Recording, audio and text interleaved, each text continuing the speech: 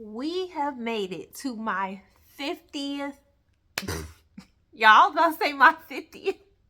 We have made it to my 55th book of the year of 2025. Listen, my initial goal was only to read about, or a minimum of 25 books, and I'm already at 55. Like, wow. So I updated my Fable reading goal to 50 because, and I'm past that. Okay, so stay tuned so you can see which book it is. If you've been watching my shorts, then you may already know. Okay, so check out the shorts when you get a chance.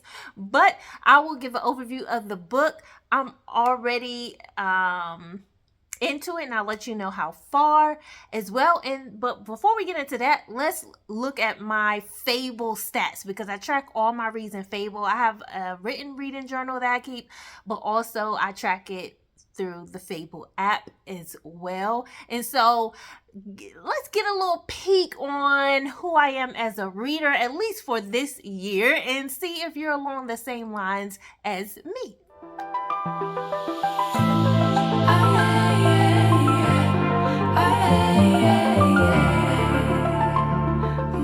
Alright, let's take a quick glance at my Fable stats. I am loving this app so far. They have labeled me as an FRDW, which is a fiction, realistic, dark wanderer. Okay, I like fiction that is realistic. I also read nonfiction as well, but I love a little thriller, horror, mystery as well. And my reader summary is I'm an emotional explorer. Okay, my shelf is stocked with dramatic narratives of love, freedom, and self-discovery, but all these inspiring insights arrive through thrilling plots and dark secrets. These stories have empowered my own journey of self-discovery, and I've completed 54 books on my 55th, and average rating is 4 stars. And you can see my reading goal. I told you I've updated it to 50. It was initially 25, but I beat that out the water. And my most genres read are obviously romance, thrillers, mysteries, some literary fiction, some journal fiction. And here you get a glimpse of some of the books I read. And my top authors are none other than Kendrick Ryan, Frida McFadden, and S.A. Cosby. All right, so I hope you enjoyed looking at my stats. Let me know, are you like me? Do you need your fiction or your reads to be realistic? If it's not nonfiction, I need a little. I need it to be realistic. I noticed that I really do not gravitate to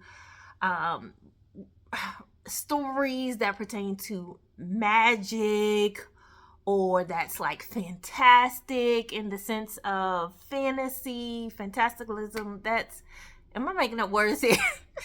I prefer it needs to be realistic for me, okay? I want a real story, okay? To get down with a get down. I want to jump into life's experiences and I can relate to it.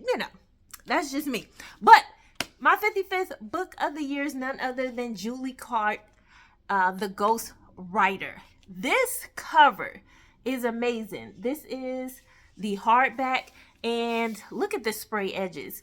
Now, I'm not one to be like, I have to have a hardback. I actually enjoy paperbacks because they're floppy. I can fold through them. They're easy to turn. But hardbacks are really nice, especially when it comes to having a display on your bookshelf. So I don't mind a good hardcover. But this is a thriller. This is my first read by Julie Clark. She wrote other books called The Lies I Tell. If you ever read either of these books, The Lies I Tell and The Last Light, let me know if those were good, because I wouldn't mind trying those. But let's read the overview for this book so you can get a feel of what it's about if you haven't read it yet. All right, so this June 1975, the Taylor family shatters in a single night when 2 teenage siblings are found dead in their own home. The only surviving sibling, Vincent, never shakes the whispers and accusations that he was the one who killed them. Decades later, the legend only grows as his career as a horror writer skyrockets. Ghostwriter Olivia Dumont has spent her entire professional life hiding from the fact that she's the only child of Vincent Taylor. Now, on the brink of financial ruin, she's offered a job to ghostwrite her father's last book. What she doesn't know, though, is that this project is another one of his lies, because it's not another horror novel he wants her to write. After 50 years of silence, Vincent Taylor is finally ready to talk about what really happened the night in 1975. So remember those names if you read this book. So far I'm on, I'm on page 12, which is chapter 2. The name Vincent Taylor is important, obviously, because that's the father. But we are actually following in this book Olivia Dumont. And in chapter 1, it goes into right to Olivia in present day. And she is currently in a funk, if you will. Her life is in a funk because she actually is a ghostwriter, and she's one who kind of speaks up her mind, especially when it comes to male misogyny in the writing business, about the publishers favoring males and paying females more. And so, it's getting a little realistic there, right? And it starts back up March 2024, and we're getting, this book is in her perspective, at least so far. We're getting her perspective, and it starts, let's read the first sentence. I'm washing my coffee mug, hot water tumbling into the deep copper sink, when my phone rings. Second sentence, wiping my hands on a towel, I'll cross the room toward the long dining table I bought at a flea market years ago.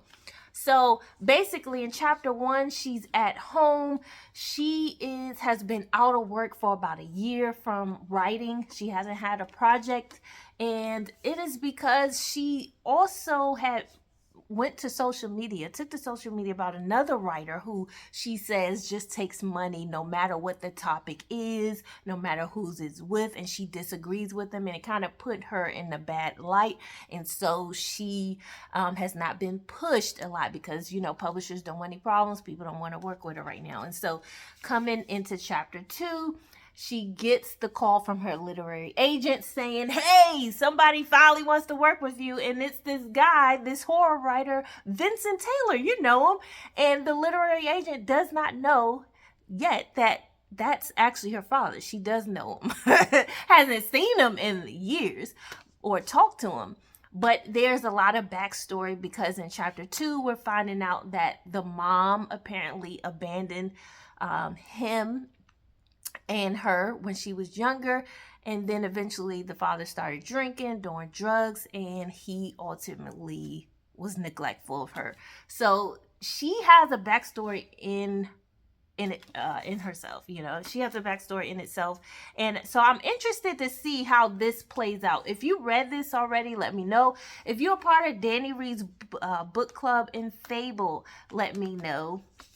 I can find you there. I know I'm about to do a post in chapter 1. They break it up. It's so cool in Fable because they break up. If you're in a book club, they break it up into chapters, so you don't have to spoil it for yourself. You can, post in the chapters, each chapter's room, if you will, your thoughts as you're reading, and you can wait to look at other thoughts. So I'm excited to see what's going on. I actually enjoy thrillers. If you looked at my Fable stats, you see that I read a few thrillers, a lot of thrillers from Freida McFadden this year, and because she'll get you out of reading slump. Her work is not overly complicated. It's very easy, quick to flip through, read. She keeps your attention. Sometimes it gets a little silly, but it's enough to get you out like, oh, okay, this was good. You get a good twist at the end. So I'm interested to see how Julie writes and continue to read this story. I know from others that I saw that started reading in Fable this week, for them, they felt the story started off a little slow, but I guess it picks up afterwards because I've heard pretty good reviews on this book. And so, yeah, this is my 55th book. Woo! Let me know if you're a reader. Let me know what book you're on in the chat. Throw it in the chat. What number are you on? Are you on 20, 10? You know, just if you're reading one book a month, that's still great. That's still good. Even if it's articles, journals, whatever you're reading, let me know. And some people, listen, some of these people, they be reading like 16 to 20 books a month. And I'm like, how?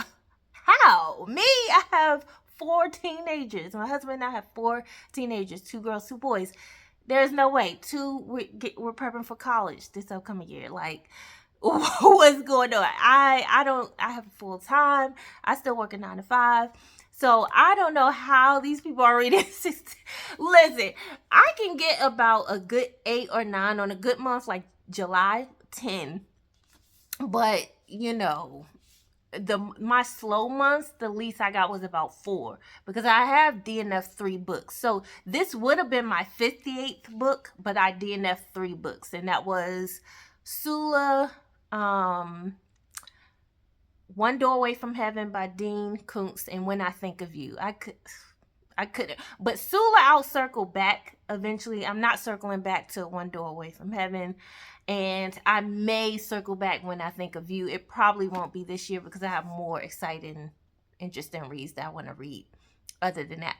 But yeah, so we have 55 this is will be the 55th completed book, and then 3 DNFs, okay? And then so let me know if you're on Fable. Go ahead, follow me. I have the link in the description so you can follow. I may eventually start doing or want to do a live book club. I don't know if you all know Lily Reads. Her name's Kenya, but her channel is Lily Reads. She does a live once a month. They have like a virtual book club, and they just come on the live, and chat about their books and how they rate them, and they spend about an hour doing that. I kind of like that flow. It's a little flexible there, and but I like to see people. I want to hear people. I want to discuss the book. So I don't know. I may start a Discord. I don't know. We'll see. But for lives, I may eventually want to do a live a week talking about the book for that week, and having anyone on who's on the live chatting about what they're reading that week. But let me know if you would watch a live, chat it up. Let me know. But yeah, so I'm going to get to reading this, and until next time, always remember to keep rising.